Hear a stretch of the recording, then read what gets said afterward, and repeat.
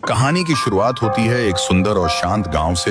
यह गांव हमेशा खुशहाल रहता था। लोग एक दूसरे की मदद करते, हंसते गाते अपनी जिंदगी जीते। इसी गांव में रहता था हमारा हीरो राय स्टार। लेकिन राय स्टार कोई आम लड़का नहीं था। वो एक ईमानदार और निडर पुलिस ऑफिसर था जो सच के लिए अपनी जान भी दांव पर लगा देता। हर गांव वाले को उस पर गर्व था। कहानी में मोड़ तब आता है जब हम मिलते हैं एक ऐसे शख्स से जिसका नाम ही लोगों की रगों में सर्द डर फैला देता था। शैतान का बेटा ज़ॉम्बी समुराई। वो एक सुनसान और भयानक जंगल में रहता था। उसके बारे में कई अफवाहें थीं कि वह लोगों को जिंदा जलाकर मारता है। हर कोई उससे डरता था, लेकिन एक इंसान था जो कभी नहीं डरा, और वो था राय स्टार। एक रात एक गाँव वाला जंगल के पास से गुजर रहा था। उसे एक जगह बहुत सारा सोना पड़ा दिखता है। लालच उसके कदम खींच लेता है। वो धीरे धीरे अंदर जाता है और जैसे ही वो सोने को छूता है, अचानक धुआं छा जाता है और उसी धुएं के बीच से एक डरावनी आवाज आती है, तू आ गया अपनी मौत लेकर। ज़ॉम्बी समुराई अपने भयानक दिखने वाले गुंडों के साथ सामने आता है। उसके चेहरे पर एक ठंडी खौफनाक मुस्कान। जला दो इसे। अगले ही पल उस आदमी की चीखें अंधेरे में गूंज उठती हैं। उसे जिंदा जला दिया जाता है। अगली सुबह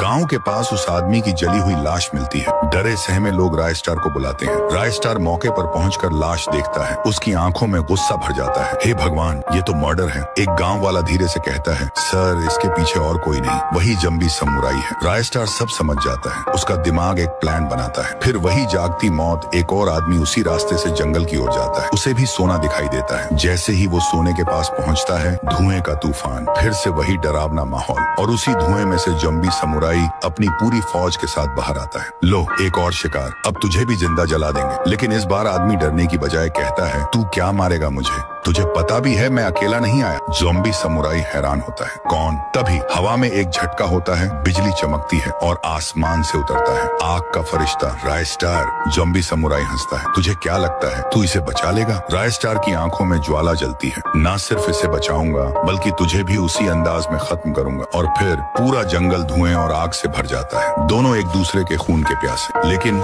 सुबह की पहली किरण के साथ जैसे ही धुआं छूटता है, एक शरीर जमीन पर गिरा। वो था ज़ॉम्बी।